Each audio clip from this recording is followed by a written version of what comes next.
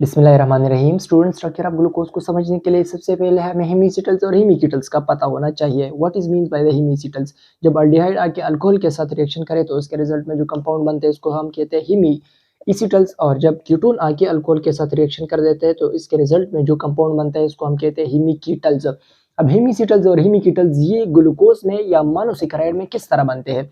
ये लेते हैं हम ग्लूकोज को। ग्लूकोज में हमारे साथ 6 कार्बन है। ये कार्बन नंबर 1 हो गया, ये कार्बन नंबर 5 हो गया। कार्बन नंबर 5 पे OH यानी अल्कोहल का फंक्शनल ग्रुप अटैच है।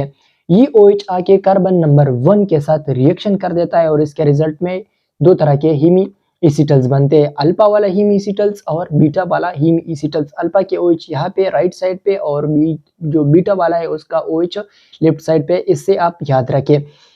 तो क्या होता है, यहाँ पे जो 5 नंबर कार्बन पे अल्कोहल वाला ग्रुप है, ये आके कार्बन नंबर 1 पे जो अल्डिहाइड फंक्शनल ग्रुप है उसके साथ रिएक्शन कर देता है और इसके रिजल्ट में हेमीएसिटल्स ऑफ ग्लूकोज बन देते हैं। दो तरह के बनते हैं, अल्फा और बीटा। अल्फा को याद रखिए OH on the right side, beta को याद रखिए OH on the left side.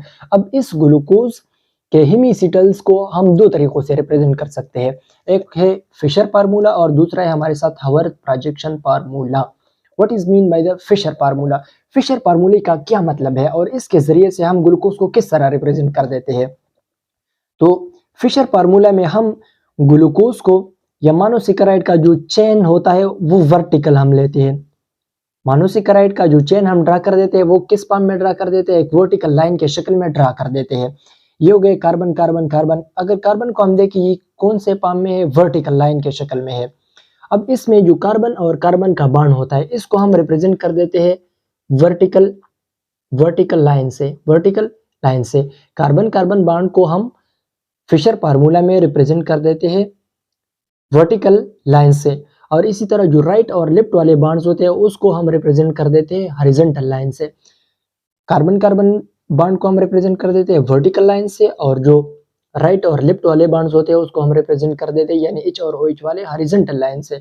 और जो एसिमेट्रिक कार्बन होता है, asymmetric carbon number 1, asymmetric carbon number 1 या लोवेस्ट नंबर ऑफ कार्बन जो होता है उसको हम टॉप पे लिख लेते हैं, और जो दूसरे कार्बन होते हैं मतलब 2 3 एंड सो ऑन इसको हम नीचे लिख लेते हैं। तो इस रिप्रेजेंटेशन को हम कहते हैं Fischer formula. Fischer projection formula वो रिप्रेजेंटेशन है जिसमें सबसे पहले हम लोवेस्ट नंबर ऑफ कार्बन को टॉप पे लिख लेते हैं और इसके बाद जो दूसरे कार्बन होते हैं उसको हम एक वर्टिकल चेन के शक्ल में लिखते हैं। कार्बन और कार्बन के बॉन्ड को हम वर्टिकल लाइन से रिप्रेजेंट कर देते हैं, और कार्बन हाइड्रोजन और कार्बन हाइड्रोक्सिल जो बॉन्ड होते हैं उसको हम हॉरिजॉन्टल लाइन से रिप्रेजेंट कर देते हैं। ये तो हो गए Fischer formula. What is Haworth projection formula? Haworth projection formula में हम ग्लूकोज के स्ट्रक्चर को रिप्रेजेंट कर देते हैं in the form of cyclic ring. In the form of what? In the form of cyclic ring. अब आते हैं what is mean by the pyran and what is mean bye furan. Pyran हमारे साथ वो cyclic structure compound है जिसके carbon number 1 और carbon number 5 में ऑक्सीजन ब्रिज मौजूद होता है, और जिन कंपाउंड्स में जिन मॉलिक्यूल्स में पायरान मौजूद होते हैं इसको हम कहते हैं pyranosis. For example alpha D glucopyranose. Alpha D glucopyranose में कौन सा स्ट्रक्चर मौजूद होता है? पायरान वाला साइक्लिक स्ट्रक्चर। अब आते हैं what is mean bye furan.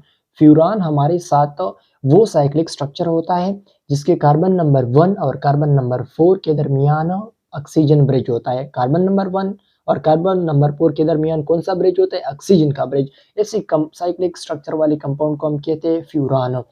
ये 1 और 4 के दरमियान भी हो सकता है, ये ऑक्सीजन का ब्रिज 2 और 5 कार्बन के दरमियान भी हो सकता है, और ये 3 एंड 7 कार्बन के दरमियान भी हो सकता है। 1 और 4 के दरमियान भी हो सकता है, 2 एंड 5 के दरमियान भी हो सकता है, एंड 3 एंड 7 के दरमियान भी हो सकता है। अब वो कंपाउंड या वो मॉलिक्यूल जिसके स्ट्रक्चर में फ्यूरान मौजूद हो तो उसको हम कहते हैं फ्यूरानोसिस। अब फ्यूरानोसिस में हमारे साथ एग्जाम्पल क्या क्या है? अल्फा डी ग्लूकोफ्यूरानोज हमारे साथ इसका एक एग्जाम्पल है, दूसरा है फ्रक्टोफ्यूरानोज और तीसरा है राइबोफ्यूरानोज।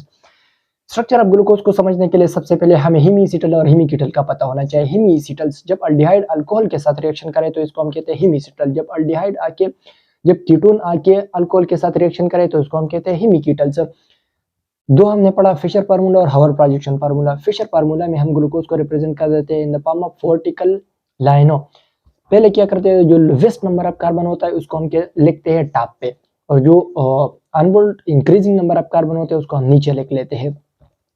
इस रिप्रेजेंटेशन को हम कहते हैं फिशर फार्मूला। इसमें जो कार्बन कार्बन बॉन्ड होता है वो वर्टिकल लाइन की शक्ल में होता है, और जो कार्बन हाइड्रोजन और कार्बन हाइड्रोक्सिल बॉन्ड होते हैं इसको हम हॉरिजॉन्टल लाइन से रिप्रेजेंट कर देते हैं। और प्रोजेक्शन फार्मूला में हम ग्लूकोज को एक साइक्लिक या कंपाउंड को साइक्लिक रिंग के स्ट्रक्चर में रिप्रेजेंट कर देते हैं।